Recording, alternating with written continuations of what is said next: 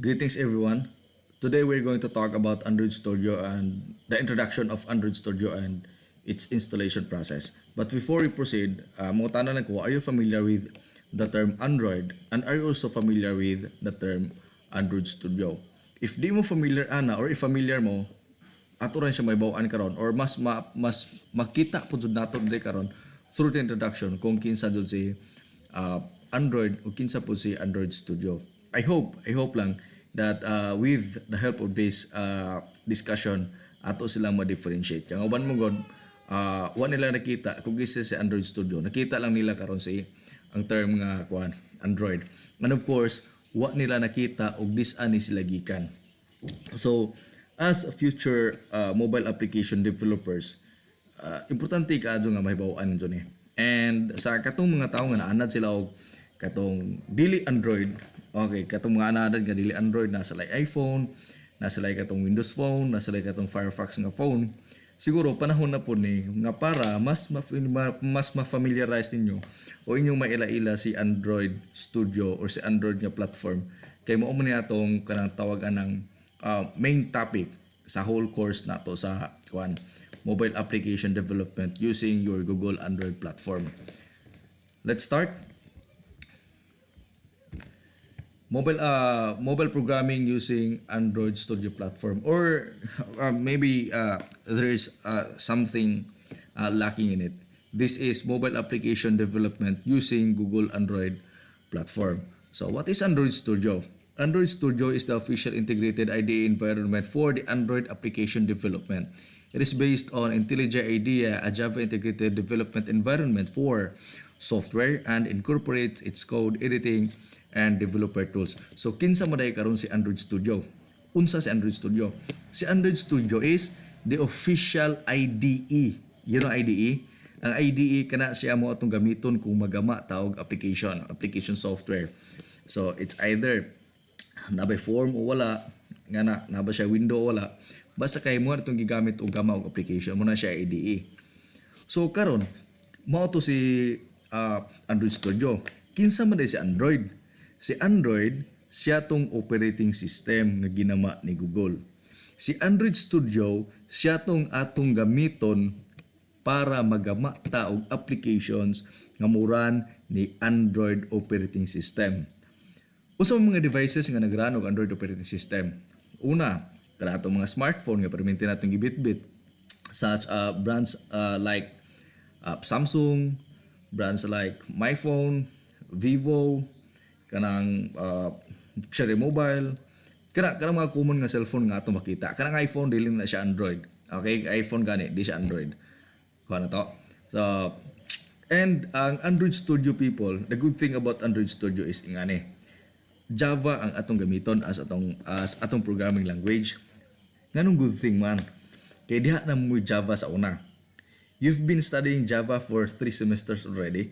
So, atong i-assume nga, or kami, nag-assume nga, as your instructor, kaming tanan diri, nag-assume nga, kamaunod sa mong Java. Kaya nipasar na good mo, nipasar na mo OP1, pasar na mo OP2, pasar na mo OP3, o ay kayo na di mo kamo programming, ay kayo nagtama na mo yung sana all, di ba? So, tawag ana. So, mo na to. So, atong beef, ang atong beef jud atong main nga palaman jud is ang atong kuan, ang atoang Java nga knowledge or Java foundation. So, to support applications development with the Android operating system, Android Studio uses a Gradle build system, emulator, code templates, and GitHub integration. Every project in Android Studio has one or more modalities with source code and resource files. These modalities include Android app modules, library modules, and Google App Engine modules. So, unang-una, ang pinakadako nga parte ni Android Studio is this one, si Gradle, the Gradle based system. And unluckily, dagko kayo sa ang update sa Gradle. Sa mo tawag tagdugay mo update mo Gradle. Why do we need to update our Gradle? So may bawaan na to na pohon as we go along with our discussion dire sa as we start developing our application. May bawaan na to na diha karon. Ano to may bawaan kung nganong kinahanglan ta mag-update og Gradle. Okay? So emulators, si Android Studio na siya patabang nga kanang naay emulator. Unsa na emulator? kanang mura siya og cellphone in the real world pero naa siya dito sa kuan. Naa siya dito sa display lang sa imong monitor. So ato makita diha karon kung unsay behavior sa imong application nga ginama base sa iyang gidaganan nga kuan, iyang gidaganan nga klase sa phone or sa hardware nga imong define or sa version sa Android Studio nga imong i-define. So every project in Android Studio has one or more modalities. So humana ni. So naaman ni siya kanang naay tawag anang ang atong project sa Android Studio people, di na siya puro ra Java codes, ili. Kinahanglan tawag XML na for layouts, para mo magda sa itong mga colors, sa katong unsa pa ito ibutan na ito na, katong mga sprites na to. That is through XML. So duha itong batayan ani. One, you must have known and mastered Java programming already.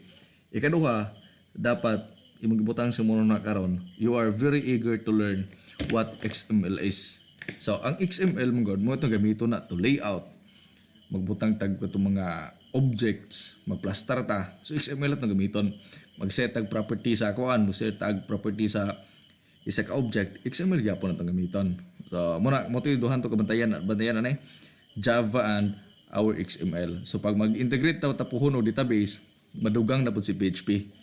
Na usa uban pod usahay madugang nato si JSON. So JSON, PHP, so madugang nato si SQL, ma-integrate na nato si SQLite or unsa pa diha. Basta makadako na siya. Pero as for the basic ko lang, development sa or as for basic for beginners, di lang nato i-complicate og taman. Duha ra tong batayan diri. Java ug ang ato ang XML. So, what are the feature of Android Studio? So, if ato makita diha sa screen karon, there are lots of features ni Android Studio. Una, flexible Gradle based build system, a fast and feature-rich emulator. So, ang atong emulator people diri, this comes in kanang naay tawag anang many kinds. Daghan kadtong klase-klaseng kuan nato emulator na atay kanang naay pwede siya smart TV, pwede siya og tablet, pwede siya Android phone at any sizes. Pwede po ta maka-define og version sa na Android nga operating system nga ato ipadagan. Ingana siya kagawan, ingana siya ka tawag anang rich unified environment where you can develop all Android devices. So mo natong gisgutan na kung ina-appeal na to. Instant run to push changes to your running app without building a new APK. So kita nagparaan ko og ay application or nag-test ko sa akong application karon. Ako ron siyang i-run automatic na to. Execute to siya dito sa emulator.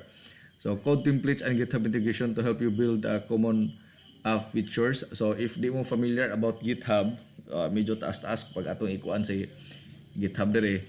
Yan lang. Part of your assignment is to search what is GitHub niya para asa si GitHub o sa ni GitHub. So extensive testing tools and framework, lean tools to help you catch performance, usability, version compatibility in others. C++ and IndyKey support, built-in support for Google Cloud platform, making it easy to integrate Google Cloud messaging and App Engine, and plugin architecture for extending Android Studio via plugins. So next, where to get Android Studio? So asat na magkakuha og Android Studio sa silingan ba? Dili. Asat na makakuha sa mga pirata ba? Maybe kung naay gi-upload nga katong mga kuan sa mga pirata, pero pag sa tinuod lang mas pinadali asat na makakuha. I-search nato sa Google nga Android Studio nga kuan setup. So Google provides Android Studio for Windows, Mac OS and Linux platforms. You can download Android Studio from Android Studio homepage, where you'll also find the traditional SDKs and with Android Studio's command line tools. So ang atong nganong gisikot na siya daghan kay ana, nagisikot siya command line tools, nagisikot siya nig SDKs. So ingani mo guna si tawag anang Android Studio, daghan siya klase-klase nga pamaagi sa installation pa lang daan. Sa installation lahi ang paagi sa Windows, lahi ang paagi sa Linux. Ingana sample na siya nga medyo kalahian ni kuan, kalahian lang tanan. So system requirement, Microsoft Windows 7, 8 or 10, 32 or 64-bit. Pero balik ta, nganong kinahanglan nato ang system requirement for system requirement. Unang-una, para mas epektibo para mas ma-appreciate nato, for us to appreciate it. Uh, for us to appreciate the full feature and functionality of a certain software or a certain application, dapat diha ang imong specification, ang imong specs diri sa imong PC ni sibo kung sige kinahanglan dito sa atong application. Nga naman, di man nimo makita iyang full potential. So for Android Studio gani imo siyang iparaan in sa Celeron nga PC nga naa 2 GB nga RAM. It is near to impossible nga muran siya. Muran mo na siya pero ang yang emulator diha pilit pa na sa rugby, masunit pa na sa rugby kung mo makapilit diha sa imong monitor. So kinahanglan ang imong system ning meet sa system requirement sa Android Studio. So mo ang system requirement Android Studio. Microsoft Windows system requirement for Windows niya. So Windows 7, 8 or 10, 32 or 64-bit. 3 GB nga RAM minimum and 8 GB of RAM is recommended plus 1 GB for the Android emulator. So siguro pag naa kay 3 GB mo dagan siya, 8 GB nga RAM mo ray recommended size. Nya ningon mo siya anig plus 1 GB for Android emulator. Kaya nga naman dako mo kaayo og tawag ng space kinahanglan si emulator da sa imong RAM. Kay bugat ko siya, imagine nimo ang dagway nga cellphone dita sa real world gipadagan da sa PC with applications in it nga naka-install na nato mga browser nimo, na nato imong Play Store, na nato imong dialer, na nato imong messaging app, na nato imong browser, na nato dito tanan. Ang emulator nimo mura na siya tinuod mo nang kinahanglan siya og daghan nga dako nga space. So 2 GB of disk space is minimum 4 GB is recommended. 500 MB for IDE plus 1.5 GB for Android SDK and emulator system image. So 1280 by 800 minimum screen resolution. We have also the Mac OS requirements. We have here the Mac OS 10.10 Yosemite or higher up to 10.3 karang High Sierra. So if atong tanaw ni siya, it is kanang tawag anang very important to have your personal computer or your laptop or your device or your machine to meet these system requirements. Next, we have here the system requirement for Windows, a continuation. They have 3 GB RAM minimum. So medyo nibalik na siya. Sorry, balik. And we have here the system requirement for Linux. We have GNOME or KDE Desktop. So kana siya tanan. So siguro di nato kanon kay di mo siguro pud kamo tanan nagrana ni og kanang na Linux or tagsaray niya halos wa jud nagrana to diri og Linux. Pero pag atong tanawon, the physical hardware, the physical kanang specifications niya including the RAM, the disk space, the screen resolution, halos mamaura. Naglahi lang na siya sa kanang naglahi lang siya sa kanang systems kung asa siyang dagan. So next, we have here atong next topic we have here is ang katong installation. So how to install our Android Studio. So una, download the Android Studio app from its official website. So adto ka sa official website sa sa Android Studio. Sir, wala gid mo gibutang dira ang ang official website. Sorry ako nakalimtan, pero sa ako ang gisgutan ganina dito sa introduction, dali ra kayo na to makita ang Android Studio nga tatawagan ng installer or installation setup. Ato na siyang i-search sa Google, Android Studio installer. Makita nato dito or Android Studio installation setup. Makita nato dito na. Mutungan na siya dito. Wala yung marka dito ang Android Studio. Why lain? Okay. Next, if you have the installer already, if naka-download na ka, nakakopya na ka ni classmate, magpara na ta sa setup. Kung saan siya, launch the Android Studio IDE executable file to start the installation process. Kung saan man, imo i-double click, imo i-click right and run, imo i-left click dayon enter, basta kayo mudagan siya, ma-open. A window that looks like exactly the image below will appear. So kung sa dagway ni sa image nga naa sa ubos or nasa screen na to karon, ingana po ang dagway dito sa atong tinuod nga installation setup dito. Follow the sequence of steps as shown in the image. So naanad man ta nga pag install ta next trata. Actually people, dili jud lisod ang pag-install og Android Studio. Kina sa yunan ra jud. Anong sa yun naman? Wa man siya kalahian og giunsa nimo to pag-install to ubang application sa una.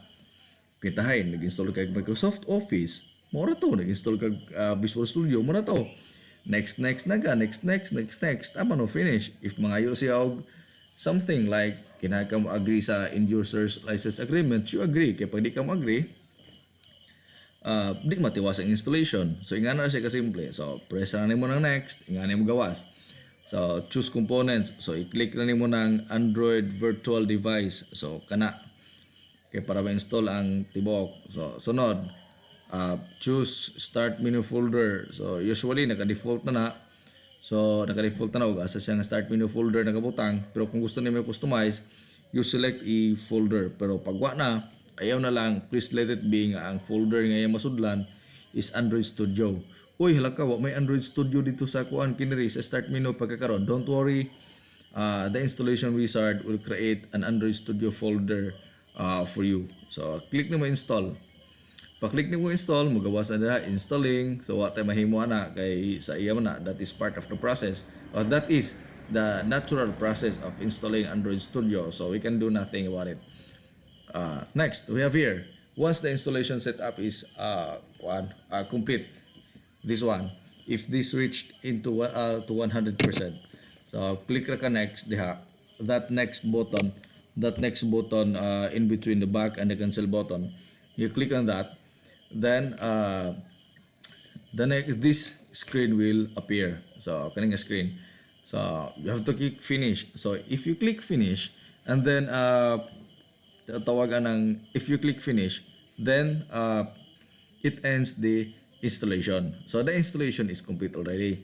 So, and the next thing is you have to configure it. So when you click finish, since we have checked the start Android Studio start Android Studio checkbox, once you click finish, Android Studio will start. This must be your screen, this one. So have you seen this one? Have you seen the image on the top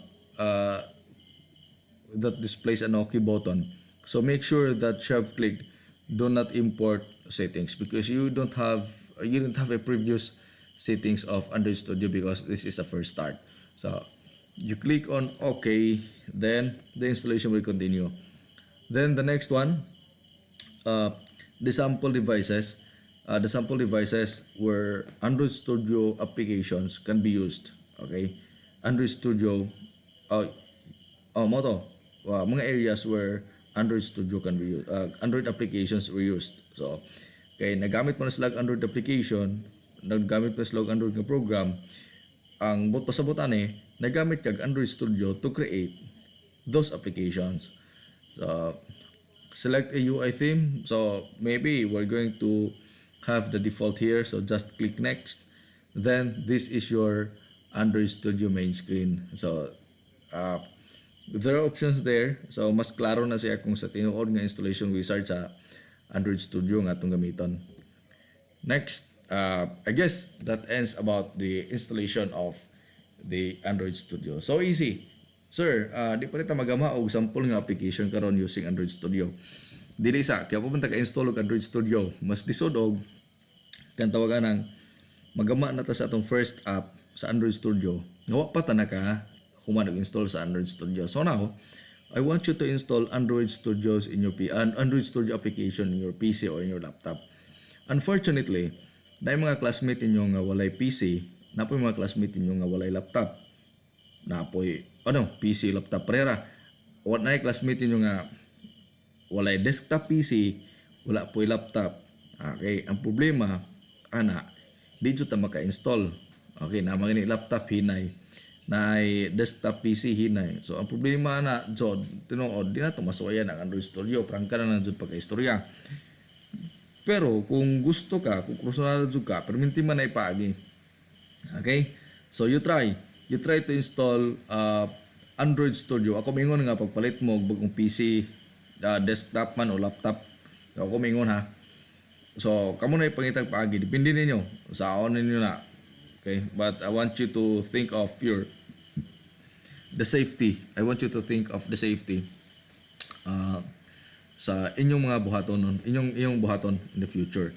Okay. And tawag na your first assignment ako lang i-post dito sa Google Classroom para ito na ta magbasa. Okay ba? Sa next week or sa atong next nga kuan, sa atong next nga discussion, maggama na ta, maghimo na ta og first na to nga Android application. Okay? Android application. Nay pangutana di ay. Nay pangutana. Wala ba kuno ilaing paagi para makagama og Android application? Gawas sa paggama og Android app using Android Studio. Actually, people, to tell you this, there are lots.